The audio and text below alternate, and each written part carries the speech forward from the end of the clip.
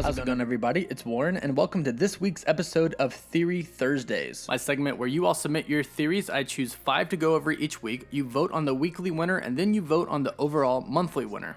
And a big shout out to Nico Gonzalez for being the Theory Thursday winner for March with his Iron Man, Adamantium, and Vibranium Infinity Gauntlet theory. Congrats, Nico, you just won 2 IMAX tickets so you can go see Avengers Endgame in IMAX. Okay, this week we have some great theories to go into, so let's get started.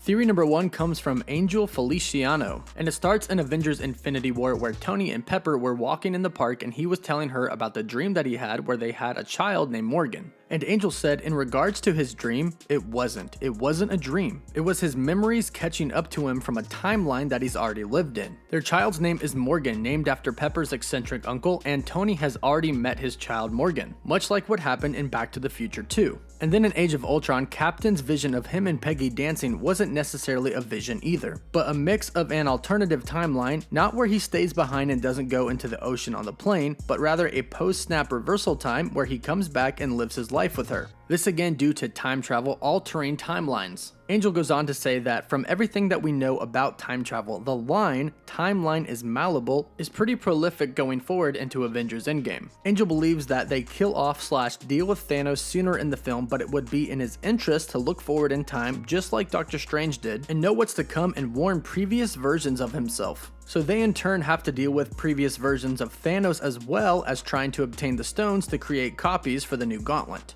It's certainly an interesting theory, but Angel does make a point about alternate timelines. And Back to the Future 2 is a perfect example of what he's talking about, where they create an alternate 1985 by Biff screwing with a timeline in 1955, giving his younger self future info. And since time travel is involved, there's no reason why Steve couldn't go back in time and finally get to be with Peggy Carter. But if the Avengers do start going back to different points in time, then Thanos might catch on, and the past versions of Thanos might have a problem with that. Thanos does have the Infinity Gauntlet, so everything is possible. And it's hard to believe that the Avengers will go back in time and get it right the first time. They'll probably have to go back in time a few times before they really figure out how to get it right. And each time they might run into a version of Thanos. So there is a chance that we could see something like this play out in Avengers Endgame. So that's it for theory number 1, on to theory number 2. Theory number 2 comes from Jacob A, and he has a theory about Spider-Man 2099 making an appearance in Avengers Endgame. The Avengers use the quantum realm to time travel. They go forward and backwards in time. They will make at least a few accidents when they try to time travel, meaning they will accidentally go to time periods they weren't expecting to.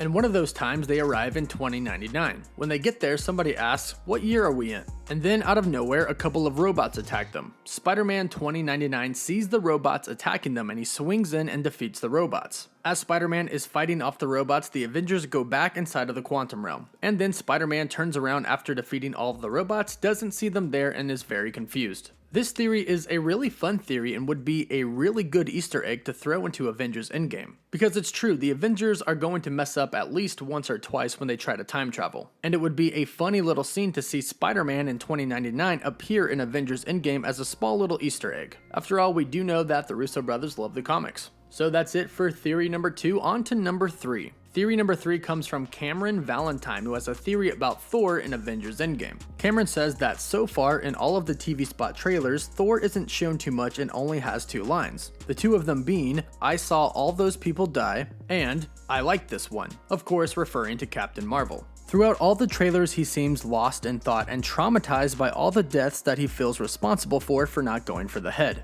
And we now know that some time passes in Avengers Endgame, maybe even a couple of years. And we know that Thor is very emotional and highly driven by impulse. So after all this time passes, Thor probably wants to go and fight Thanos to get a second chance, but doesn't know if it's the right decision or not. So he starts to have differences with the Avengers and ultimately decides that he needs to go find and fight Thanos. And then Captain Marvel has to stop him. She's the only one who's strong enough to actually be able to stop him. This is why Thor and Captain Marvel are missing in all of the TV spots and trailers in the scene where all of the Avengers are wearing their white suits. Thor and Captain Marvel have gone off together and will most likely form a bond. After all, Thor and Captain Marvel are both extremely powerful and emotional beings that have dealt with a lot. And the line, "I saw all those people die," could be Thor talking to Captain Marvel. He could be explaining everything that has happened to him, his brother turning into evil, his entire family's death, the destruction of Asgard, and then Thanos snapping away half of the people in existence. This theory does make sense because if Thor is feeling remorse and guilt, which we know that he is, and he wants to go off and fight Thanos again by himself, Captain Marvel is the only person who could stop him. And they aren't in the scenes. And not just the white suit scene, Thor and Captain Marvel really aren't in any scenes besides the very beginning. Besides the scene where all of them are in the Minotaur going to space, but this would take place after that. So Thor not being able to deal with defeat, wanting to go after Thanos again, and Captain Marvel trying to stop him could happen in Avengers Endgame. So that's it for theory number 3, on to number 4. Theory number 4 comes from Koa Jaffe, and Koa has a theory about time travel in Avengers Endgame, specifically about the Avengers splitting off into different groups. Koa says that IMAX just released 2 new posters that on the left poster had Iron Man, Bruce Banner in the Hulkbuster armor, Black Widow, War Machine, Nebula, and Rocket. And then on the right one it had Captain America, Captain Marvel, Thor, Hawkeye, and Okoye. Koa thinks that in the very beginning of Avengers Endgame, the Avengers will go into space and try and defeat Thanos. They will get defeated and come back. Then when Ant-Man comes back and they figure out time travel is possible, they will split into 2 different groups. The 2 different groups will have to go back in time to different points in time all throughout Avengers Endgame. And Koa says this is also backed up in a TV spot where Captain America says, "You know your teams." This makes sense because I feel like all of the Avengers going back together at one point in time would just be too much. Too many people going back to one point makes it very complicated because it only takes one person to screw up a timeline. And the more people you have going back gives you more chances that the timeline could get messed up. And of course, Thanos will probably catch on to their plan. After all, he does have the Mind Stone. So time is going to be of the essence. And if they're going back to collect 6 different Infinity Stones, they're going to have to split up. It just makes sense. And Captain America does say, "You know your teams" in the TV spot. Now, the Russo brothers could be trying to mislead us like they're known to do, but it does seem to make sense that the Avengers would split up into different teams while going back in time. Well, that's it for theory number 4. On to the final theory, theory number 5. Theory number 5 comes from Alex Griffith, and he has a theory about Thanos attacking the Avengers headquarters. Alex believes that when Thanos attacks the Avengers HQ, the Avengers will blow up Thanos' ship and it will come crashing down onto the Avengers facility. This is what causes the mass amount of destruction we see behind Tony Stark, Captain America, and Nebula in the footage where Captain is strapping on his shield, Tony is using the lightning redistributor, and Nebula is charging at someone with her swords. Alex says that some evidence to back this up would be how we see Hawkeye, Ronin, running from the Outriders in a massive explosion through a tunnel looking place. The red light in the tunnels that Hawkeye is running through also kind of match the red lights on the outside of Thanos' ship. Another piece of evidence is how we see Thanos' ship coming through a huge cloud in space in the recent TV spot. Alex speculates that the cloud is actually a cloud of smoke created from the explosion of his ship. We see Thanos' ship crashing towards the Avengers headquarters. That would cause all the damage that we have seen in the new footage. This would actually make sense because when the Avengers go to fight Thanos in the very beginning, he should be on his farm, not on the Sanctuary 2, his ship. Besides, we have seen Lego leaks where Thanos is attacking the Avengers headquarters, and a lot of people do believe that in those scenes, the destruction that we see in the background could be the Avengers headquarters. And it's massive destruction. Almost everything is in ruins. And Thanos' ship, the Sanctuary 2, is huge, so it crashing down onto the Avengers headquarters could definitely be something that would happen and cause such mass destruction. And we do see his ship in the trailers. Does Thanos figure out what the Avengers are about to do, go back in time using the Mind Stone, and then go to Earth and attack them? This is something that many people have speculated about and just may happen in Avengers Endgame.